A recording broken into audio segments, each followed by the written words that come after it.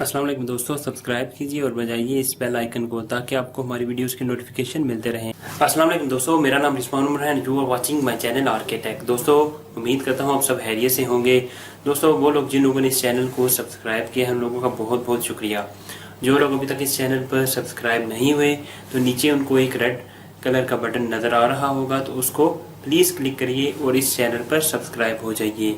Subscribe करेंगे तो साथ ही साथ आपको एक नोटिफिकेशन बेल नज़र आएगी, तो उसको भी ज़रूर क्लिक कीजिए ताकि आपको हमारी वीडियोस के नोटिफिकेशन मिलते रहें।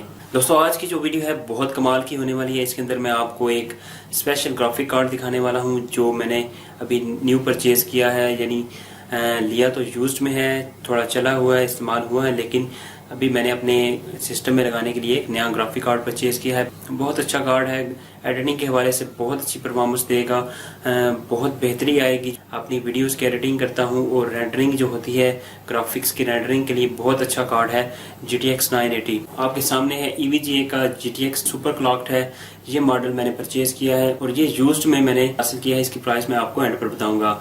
तो अभी इसको अनबॉक्स करके आपको दिखाता हूँ कि इसके अंदर हमें क्या मिलता है और इसके क्या क्या फीचर्स हो सकते हैं। आपको इसके डिब्बे के ऊपर बता देता हूँ। पहले आप इसके फीचर्स देख सकते हैं, यहाँ पर इसके फीचर्स दर्ज हैं, बहुत डिटेल के साथ यहाँ पर दिए गए हैं। इसकी जो मेमोरी है वो 4GB है, जैसा कि आप देख सकते हो। यहाँ पर 4GB मेमोरी का ये कार्ड है, GDDR5 है। दोस्तों, इस कार्ड की मज़े की बात यह है कि इसके अंदर 3 हमारे पास डिस्प्ले पोर्ट्स हैं, एक DVI पोर्ट है, इसके अलावा हमारे पास इसके अंदर एक HDMI पोर्ट है और बहुत अच्छा कार्ड है। ग्राफिक्स के हवाले से अगर हम रेंडरिंग कर रहे हैं, वीडियो एडिटिंग कर रहे हैं तो बहुत फ़ायदेमंद साबित हो सकता है। दोस्तों, पहला जो कार्ड था मेरा GTX 1060, वो किसी वजह से मुझे सेल करना पड़ा और अभी वो कार्ड्स की जो प्राइसेस हैं बहुत ज़्यादा हाई हो चुकी हैं। जो माइनिंग है, माइनिंग की वजह से कार्ड्स की प्राइसेस बहुत ज़्यादा हाई हो चुकी हैं, जिसकी वजह से जो नए कार्ड्स हैं बहुत ज़्यादा महंगे हो चुके हैं। 40,000 से ऊपर के कार्ड्स हमें मिलते हैं। GTX 1060 अगर उसकी बात करें तो 40,000 से कम हो में नहीं देखने को मिलता 6GB कार्ड। तो इसी तरह बाकी कार्ड जो हैं उनकी भी प्राइसेस बहुत ज़्यादा हाई हो चुकी हैं, तो इसलिए मैंने ये यूज्ड में परचेज़ किया है। थोड़ा सा सस्ता मिल जाता है यूज्ड में, ये फ़ायदा होता है, लेकिन ये कार्ड जो है परफॉर्मेंस में GTX 1060 से बहुत ज़्यादा बेहतर होगा। तो आपको अनबॉक्स करके दिखाते हैं कि इसके अंदर कैसा कार्ड है और कैसी इसकी पैकिंग की गई है और किस तरह ये हमें दिखाई देता है। तो दोस्तों, जैसा कि आप देख सकते हो, ये बॉक्स आपके सामने है। इसको ओपन करके दिखाता हूँ। ये जो कार्ड है ऑलरेडी ओपन है, ये यूज में मैंने लिया है और आपको दिखा देता हूँ इसके अंदर हमारे पास कैसा कार्ड है। ये कुछ मैनुअल्स हैं इसके साथ, तो आप देख सकते हो ये कार्ड कैसा लग रहा है। इस तरह की इसकी पैकिंग है, बहुत ज़बरदस्त इन्होंने पैकिंग रखी है। ये मैंने एक बंदे से परचेज़ किया है और आपको दिखा देता हूँ खोल कर।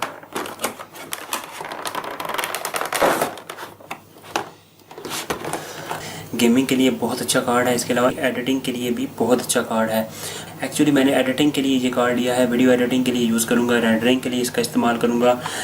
गेमिंग में बहुत ज़्यादा नहीं करता, बहुत कम गेमिंग करता हूँ, इसके लिए मुझे टाइम नहीं मिलता गेमिंग के लिए। तो आप कार्ड देख सकते हो। कार्ड की जो यहाँ पर मैं आपको निकाल कर दिखा देता हूँ ये कैसा दिखाई देता है और हाथ में ये कैसा फील आएगा इसका। बहुत इसकी जो पैकिंग है बहुत ज़्यादा टफ है, इसको बड़े आराम से यहाँ से निकालना पड़ेगा।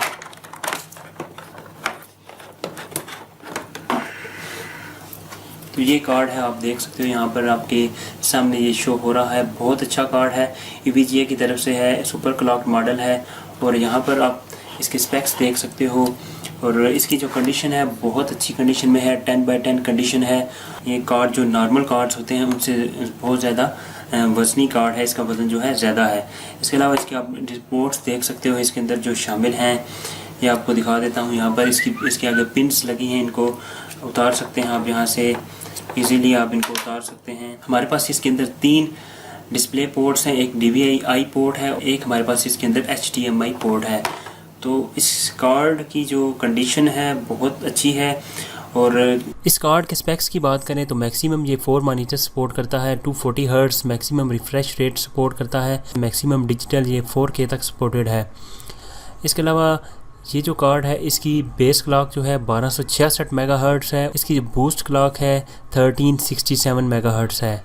इसके अलावा मेमोरी क्लॉक इसकी 7010 मेगाहर्ट्ज़ इफेक्टिव है। उसके बाद क्यूडा कोर्स इसकी 2048 हैं।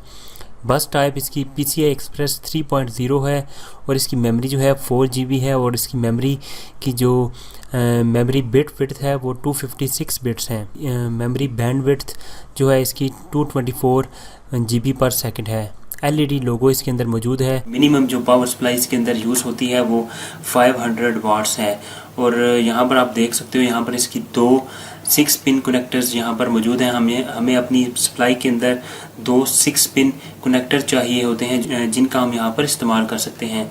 और इसके अलावा इसकी जो परफॉर्मेंस है वो बहुत बेहतर है। GTX जो 960 है 970 है उससे बहुत ज़्यादा बेहतर कार्ड है ये। इसी तरह जो GTX का 1070 मॉडल है उससे थोड़ा सा ये कम होता है। इसकी जो परफॉर्मेंस है उससे कम होगी क्योंकि वो लेटेस्ट वर्जन है और लेटेस्ट सीरीज़ में है। उसकी जो कोर क्लॉक स्पीड है वो ज़्यादा है, बूस्ट क्लॉक स्पीड ज़्यादा है। तो दोस्तों इसकी जो प्राइस है वैसे तो आप देख सकते हो OLX से इसकी प्राइस जो है आपको मिनिमम 32-33 के राउंड अबाउट मिलेगी।